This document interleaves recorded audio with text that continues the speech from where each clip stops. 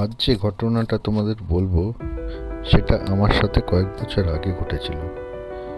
ঘটনাটা এতই অদ্ভুত যে আজও মনে পড়লে গা শিউরে ওঠে। সেদিন বিকেলবেলা অফিস থেকে আমি একটু তাড়াহুড়ো করে বাসার দিকে হাঁটছিলাম। রাস্তার মোড়ে পৌঁছতেই দেখলাম ড্রেনের বড় ম্যানহোলটা খোলা।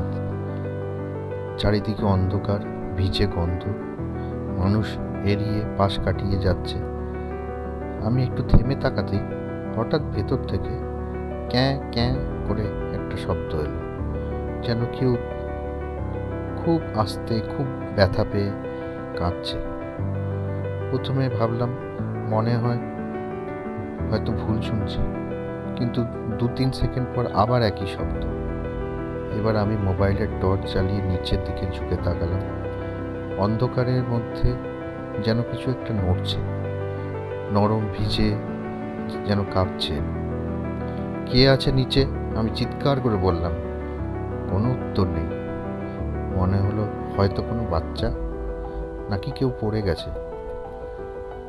হাত বাড়িয়ে একটু নড়তেই একটা ছোট্ট ভেজা কম্পমান শরীর আমার হাত ছুঁয়ে গেল। আমি ভয় পেয়ে গেলাম, যদি কেউ ইনজিওর্ড হয়।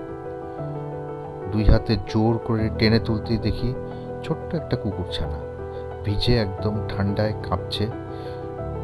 চোখ দুটো যেন ভয়ে বড় বড় হয়ে তাকিয়ে আছে। এতক্ষণে যেটাকে আমি মানুষ ভেবে চিন্তা করছিলাম, সেটা আসলে একটা ছোট্ট প্রাণের বাঁচার আর্তি। আমি তাকে বুকে নিয়ে ফেললাম। রাস্তার লোকেরা তাকাচ্ছিল, কিন্তু কেউ এগিয়ে এলো না। কিন্তু আমি ভাবলাম, যদি আমি না তুলতাম, যদি এটাকে আমি যদি না বাঁচাতাম, তাহলে কি এটা আজকে জীবিত থাকতো? সেদিন সেই ছোট্ট প্রাণটা আমার জীবনের প্রথম বোঝালো, মানুষ হতে গেলে মানুষ খুঁজতে হয় না, শুধু একটা হৃদয় লাগে।